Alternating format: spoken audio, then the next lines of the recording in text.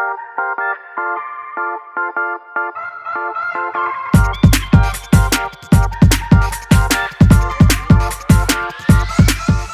there family, Jayne Mazimba here, back with day 2 of VLOGMAS. I'm excited. I feel like it's a big commitment, but it's a commitment that I'm excited about. It's a challenge I'm willing to take up. So anyway, today I wanted to talk about commitment versus interest. Okay, because I was thinking about this. I did hear somebody say, oh, New Year's resolutions don't work. And I thought about why don't New Year's resolutions work? I think because we are interested in making changes, but we are not committed. That's just my thinking. Okay, so first, let us define what is interest. Okay, what's interest?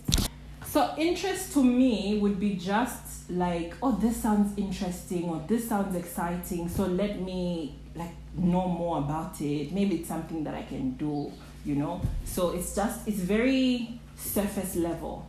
Whereas with commitment, it's like, we have decided we're doing VLOGMAS. We are going to take 2 weeks off and we will plan content and we will start shooting and we will shoot throughout December because we are committed. And commitment helps you dig in and actually start doing the work. So for me, that's what commitment is. And for me, I feel like commitment helps you focus on the goals and results rather than the idea of the thing or just the resolutions. You know what I mean? Like you will say, oh, I want to reduce my sugar levels, so I'm going to be on keto for 10 weeks.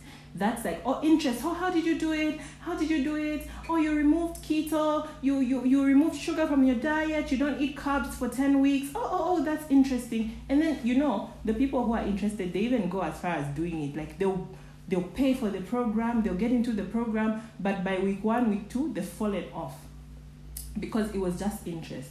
Whereas the people who are committed, they will dig in there. And usually people who are actually committed, they are too busy doing to be talking about it. So they will be too busy saying, oh, keto, I need to do meal plans. I need to make sure I carry food to the office so I don't get tempted to buy. So that, oh, if I'm going here, how am I going to make sure that I stay on the course? So usually people who are committed are too busy doing to be talking about it. So that's a little bit of how I tell the difference between interest and commitment. And to be fair, I've been interested in some things. I'm telling you, I am a culprit and I'm going to confess this here because this is something that I want to change in 2021. So I will say it out loud for accountability. I have been interested in gym, okay? I have been interested in gym, working out. I have even paid for gym membership. I have even bought new workout clothes. I have even attended a workout or 2, but I have not committed to saying this is the course that I want to stay on. But when it comes to getting my sugar levels under control, when it comes to my diet, I have been committed. I paid for the program. I did the program. I lost 16 kgs on the program and I have continued to make it a part of my life. So those are things, those are differences that I can articulate to you. I jotted down because you know me, I like to break down things into easy steps. So I did jot down 3 things that you can do to be a little bit more committed as you set your goals for 2021 or as you just navigate your life going forward. So the first thing is start doing and moving. Most of us are too busy researching. What are you researching? There are certain things that you will only be able to encounter and learn while you do. So start doing, start moving. So be willing to fail forward. So don't spend so much time. 1 year, you're just researching the best way to do a squat. This is me talking to myself, by the way. The best way you are researching the best way to do a squat. Dude, Jayne Mazimba, I can have a 2-hour conversation about the best form of how to do a squat.